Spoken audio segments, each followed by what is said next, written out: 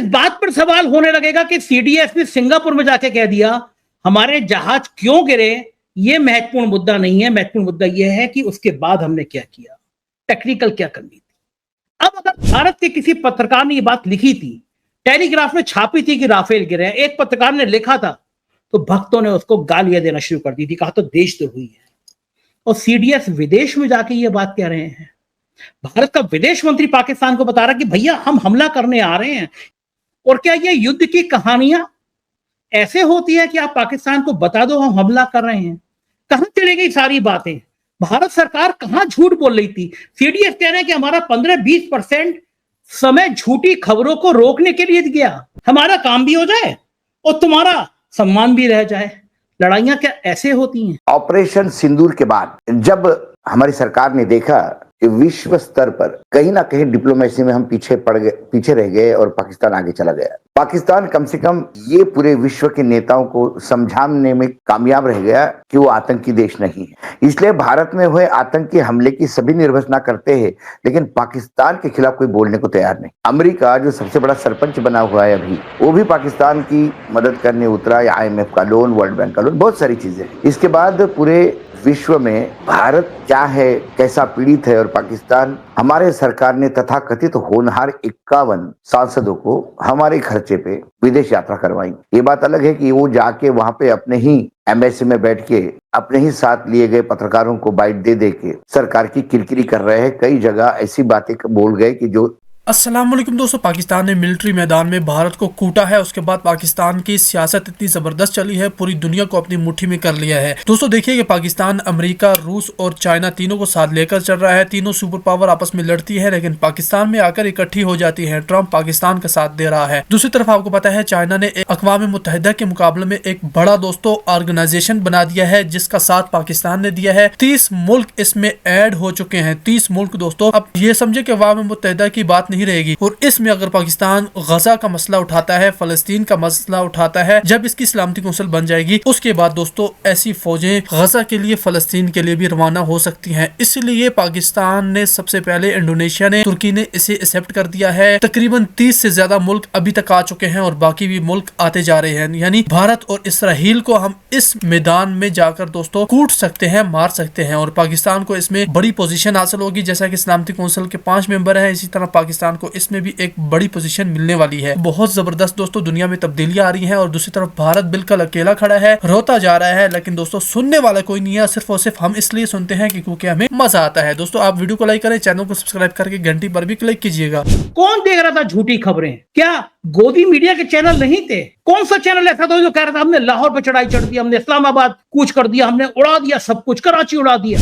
और सेना 15% तक तो इन खबरों से जूझ रही थी। सेना के अध्यक्ष को पता ही नहीं था कि हमने कब लाहौर उड़ा दिया, कब हमने इस्लामाबाद उड़ा दिया। बेचारे वो इन्हीं चक्करों में उलझे हुए थे। क्या किसी चैनल का लाइसेंस निरस्त किया सरकार ने? क्या चैनल चाह रही थी आपके दिमाग में युद्ध का एक इतना उन्माद भर दिया जाए और उसके बाद में फिर ऑपरेशन सिंदूर चला दिया जाए? कभी ऐसा हुआ कि भारतीय जनता पार्टी के खिलाफ कोई खबर आई हो और 1 घंटे के अंदर गलत खबर हो, उसका खंडन जारी ना किया गया हो? ऐसी की तैसी कर देती है भारतीय जनता पार्टी की ट्रोल टीम का, गलत खबर आती है। लेकिन ऑपरेशन सिंदूर की खबर भास्कर में छपी, टाइम्स ऑफ इंडिया में छपी, बाकी अखबारों में छपी। चैनलों पर बीजेपी के प्रवक्ताओं ने कहा कि हमारा सम्मान है, भारतीय महिलाओं का सम्मान है, इसमें गलत क्या? और फिर जब गली गली, मोहल्ले मोहल्ले, जिले जिले से ये वीडियो आने लगे, महिलाएं कहने लगी अगर हमारे घर में सिंदूर लेके घुस गए चप्पलों से मारेंगे हम। जब सोशल मीडिया पे ये ऐलान होने लगा कि कौन होते हैं ये हमारी महिलाओं को सिंदूर देने वाले, तब समझ में आया साहब को ये तो मामला उल्टा पड़ गया। और जब व्यक्तिगत हमले खुद साहब पे शुरू हो गए तो साहब ने लगा कि अब तो सिंदूर का खेल भारी पड़ने लगा। और फिर कहा गया कि साहब ये तो खबरें ही झूठी थी। यानी 3 दिन तक जो सिंदूर पहुंचाने की योजना गली गली, मोहल्ले मोहल्ले, घर घर में बनाई जा रही थी, जो अखबार चल रहे थे, जो टीवी चैनल चल रहे थे, जो भारतीय जनता पार्टी के प्रवक्ता बोले थे, सब झूठ था। हकीकत यह है कि भारतीय जनता पार्टी को समझ में आ गया है कि लोग जागरूक हो गए हैं। अब आप अगर सिंदूर पहुंचाएंगे और मोदी जी की फोटो लगी होगी तो घर से लोग दौड़ा लिए जाएंगे। तो इसीलिए ये वजह की जाती है, इसीलिए ये बात की जाती है कि ये विवाद इसलिए पैदा किया जाता है टीवी चैनलों पर कि आप कंफ्यूज रहें, बौद्धिक बात ना हो, बहस में मामला उलझ कर रह जाए, ये बात वो लोग चाहते हैं, इसीलिए गाली गलौज हो जाती। लेकिन इस गाली गलौज के बाद एक बात और आगे निकल के आती है। खास तौर से आप दिमाग में जोर लगाइएगा, रूस ने दिखा दिया तुम जेलेंस्की से मिलोगे तो हम पाकिस्तान जाएंगे। कौन सा पड़ोसी हमारे साथ? बांग्लादेश, नेपाल, श्रीलंका, चाइना, पाकिस्तान। इतनी असहाय क्या भारत की विदेश नीति आज से पहले कभी थी? हमारा कोई पड़ोसी हमारे साथ ना हो, ऐसी नीति क्या कभी रही है? पहले कभी थी? आखिर कर क्या रहे हैं विदेश मंत्री? केवल बढ़िया चश्मा पहन के भाषण दे रहे हैं। और यही फर्क है, जब आप नौकरशाहों को कमान दे देते हैं, राजनाथ सिंह और गडकरी जैसे नेताओं को किनारे बिठा देते हैं, तो नतीजा ये आता है कि विदेश नीति के नाम पर आप ढक्कन हो जाते, सारी दुनिया आपके खिलाफ हो जाती है। भारत क्या कभी इतने बुरे हाल में आया था? गोदी मीडिया बम बम कर रहा है, गोदी मीडिया आपको तरह तरह की कहानियां सुना रहा है, और जब बौद्धिकता की बात होती है, जब ज्वलन समस्या की बात होती है, तो गोदी मीडिया तैयार होता है गाली गलौज करने के लिए। क्या ऐसे ही चलता रहेगा? क्या ये देश इसी अवस्था में चलता रहेगा या कोई बदलाव आएगा? असल में सवाल और भी है। भारत और पाकिस्तान के युद्ध में वो सवाल छूट गया तो सवाल उठता था कि क्या भारतीय जनता पार्टी के राष्ट्रीय अध्यक्ष के लिए राष्ट्रीय स्वयंसेवक संघ अभी तैयार नहीं हो रहा है? क्या अभी भी संजय जोशी का नाम आगे चल रहा है? क्या कोई बात ऐसी चल रही है जो योगी और मोदी के बीच दूरियां बढ़ा रही हैं? चल क्या रहा है, खेल क्या चल रहा है? ओह देखा भी, योगी आदित्यनाथ चाहते थे कि डीजीपी प्रशांत कुमार को सेवा विस्तार मिल जाए, हरी झंडी नहीं दी, तो क्या योगी आदित्यनाथ की पर कतरने की तैयारी चल रही है? चल क्या रहा है? बहुत सारे सवाल हैं, लेकिन बहुत सारे जवाब आपको कभी मिलेंगे नहीं, क्योंकि आप जो गोदी मीडिया देख रहे हैं वो आपका मन मस्तिष्क इतना विषैला कर देगा, इतना जहरीला कर देगा, जवाबदेही देने में बहुत मुश्किल होगी।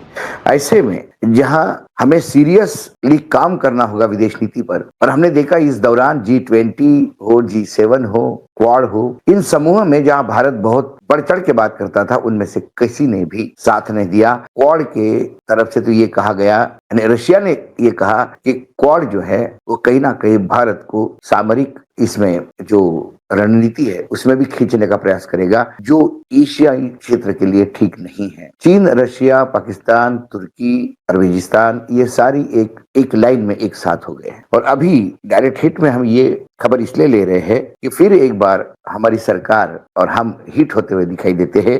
G7 का सम्मेलन होने जा रहा है। इस बार मेजबान कनाडा है। अगले महीने कनाडा में अल्ता के कनान्स्कीस में G7 नेताओं का शिखर सम्मेलन होने जा रहा है। अब G7 क्या है? इसमें फ्रांस है, यूनाइटेड किंगडम है, यूके है, जर्मनी है, इटली है, जापान है, अमेरिका है और यूरोपियन यूनियन है। लेकिन हमेशा एक परंपरा रही है कि इन G7 के सम्मेलन में बहुत सारे महत्वपूर्ण देश इनवाइट भी रहते हैं, और पिछले 5 साल से भारत सरकार लगातार विशेष आमंत्रित रही है और हमारे प्रधानमंत्री लगातार G7 जैसे बड़े शिखर सम्मेलन में शिरकत करते रहे हैं। अब कनाडा के जो मीडिया है वहां से जो खबरें आ रही है छन के, उससे तो ये करीब करीब दिखाई दे रहा है कि कनाडा इस बार भयानक प्रेशर में है कि वो भारत को इस सम्मेलन में विशेष आमंत्रित के तौर पे नहीं बुलाए। वहां के खालिस्तान समर्थक संगठन जो है कनाडा में, उन्होंने सरकार पे प्रेशर बनाया हुआ है कि जिस हिसाब से भारत और कनाडा के बीच में 2 साल से काफी संबंध खराब रहे, एक दूसरे के टॉप के डिप्लोमेट को देश से बाहर निकाल दिया गया, और जो 5 साल की परंपरा है वो तोड़ने की इसलिए बोल रहे हैं कि उन्होंने कहा कि ये जो वहां एक खालिस्तान समर्थक की हत्या हुई है और आरोप भारत पे है, हालांकि भारत ने हमेशा उसको नकारा है। उन्होंने कहा कि भारत इस हत्या के मामले में जांच में मदद नहीं कर पा रहा है।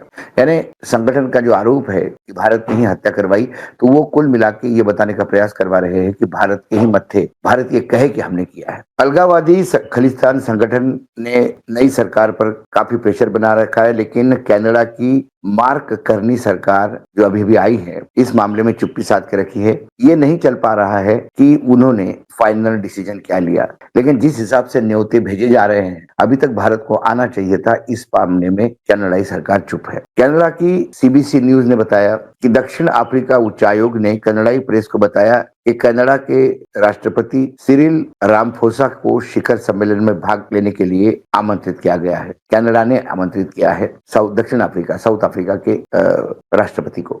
रामफोसा जो इस नवंबर में जोहान्सबर्ग के G20 शिखर सम्मेलन की मेजबानी कर रहे हैं, फिलहाल उन्होंने इसकी पुष्टि नहीं की कि वो आ रहे हैं या नहीं आ रहे हैं, लेकिन ना आने का बहुत कम चांस है, वो तो आएंगे ही, ऐसा वहां का मीडिया भी कह रहा है। इनके अलावा ऑस्ट्रेलियाई प्रधानमंत्री एंथनी अल्बानीजा ने 4 मई को कहा कि कनाडा ने उन्हें शिखर सम्मेलन में आमंत्रित किया है, इसमें वो भाग लेंगे। कनाडा ने यूक्रेन के राष्ट्रपति जेलेंस्की को भी इसमें भाग लेने के लिए आमंत्रित किया है। उन्होंने इस सप्ताह फिर से पुष्टि की है कि वे इसमें भाग लेंगे। ये सभी देश G7 का हिस्सा नहीं है। भारत को कई पिछले सालों से लगातार G7 न्योता देता आ रहा है और प्रधानमंत्री नरेंद्र मोदी 2019 से हर साल इस शिखर सम्मेलन में हिस्सा लेते आ रहे हैं। अब सबकी नजर बनी हुई है कि क्या कनाडा संगठन के प्रेशर में आएगा या फिर सारे प्रेशर को नीचे लंका में चाइना ने पैर पसारे हैं। ऐसे में जब हम सभी दूर से हमारे शत्रु राष्ट्र को घिर रहे हैं और भारत के खिलाफ खासकर टैरिफ और ट्रेड को लेके जो कड़े कदम लगातार ट्रंप उठा रहे हैं, लगातार भारत को कहीं ना कहीं वैश्विक पटल पर बेइज्जत करने का प्रयास कर रहे हैं, ऐसा यदि मैं कहूं तो गलत नहीं होगा। ऐसे में हम कहीं कमजोर पड़ रहे हैं और वो हमारे विदेश मंत्रालय की है। विदेश मंत्रालय के अधिकारियों से बात की तो कहते हैं कि सब कुछ तो डवाल साहब देख रहे हैं, पीएमओ देख रहा है, लेकिन फिर जयशंकर क्या कर रहे हैं? जयशंकर कोई पॉलिटिकल अपॉइंटमेंट तो नहीं है कि वो सिर्फ पीएमओ से डर के रहे, वो तो एक ब्यूरोक्रेट है, विदेश सचिव रह चुके हैं। लेकिन फिर जयशंकर के को लेकर भी कि क्या विदेश मंत्रालय किसी पॉलिटिकल पर्सन के पास होना चाहिए या किसी ब्यूरोक्रेट के पास होना चाहिए? ब्यूरोक्रेट हमेशा जो आदेश आता है उसका पालन करने में अच्छा ब्यूरोक्रेट, अच्छा क्रियान्वयन के लिए जाना जाता है, लेकिन पॉलिसी डिसीजन लेने के लिए कहीं ना कहीं एक पॉलिटिकल समझ वाले लोग चाहिए। भारतीय जनता पार्टी में या एनडीए के कुनबे में ऐसे लोग नहीं, ऐसा नहीं है। लेकिन फिर प्रधानमंत्री कुल मिला के पूर्ण रूप से सत्ता अपने हाथ में रखने का खामियाजा भी मिलता है, क्योंकि ये कैबिनेट जो होती है हमारी, वो पाक के खिलाफ आवाज उठती हुई नहीं दिखाई दी। भारत के साथ सब कहते हैं कि आतंक से पीड़ित है, हम आपके साथ है ना, कि जो है पाकिस्तान इसके खिलाफ बोलने के लिए कोई तैयार नहीं। कुल मिलाकर विदेश नीति के मामले में जहां हमें सबसे ज्यादा मेहनत करनी है, वहां हम ऑपरेशन सिंदूर के नाम पे रोड शो करने में मस्त है। मैंने अक्सर देखा कि जब विदेश में हम मार खाते हैं तो हमारे प्रधानमंत्री देश में घूम घूम के अपनी लोकप्रियता कितना है इसका एक टेस्टिंग करते हैं और उन्हें लगता है कि यदि देश में उनके सभाओं में भीड़ उमड़ रही है तो वो विश्व गुरु हो गए हैं। सवाल विश्व गुरु भीड़ उमड़ने से नहीं होता। विश्व गुरु तब बनता है जब विश्व आपका लोहा माने, और वो कहीं होते हुए नहीं दिखाई देता। कुल मिलाकर कनाडा का G7 में यदि भारत को नहीं बुलाया जाता है तो ये हमारा वैश्विक स्तर पर बहुत बड़ा सेटबैक होगा। वर्तमान में तो जो खबरें आ रही है, जो कनाडा गवर्नमेंट का रुख है, उससे तो हम डायरेक्ट हिट होते हुए दिखाई देते हैं। देखिए समय के साथ यदि कुछ कनाडा सरकार में थोड़ा बहुत बदलाव आया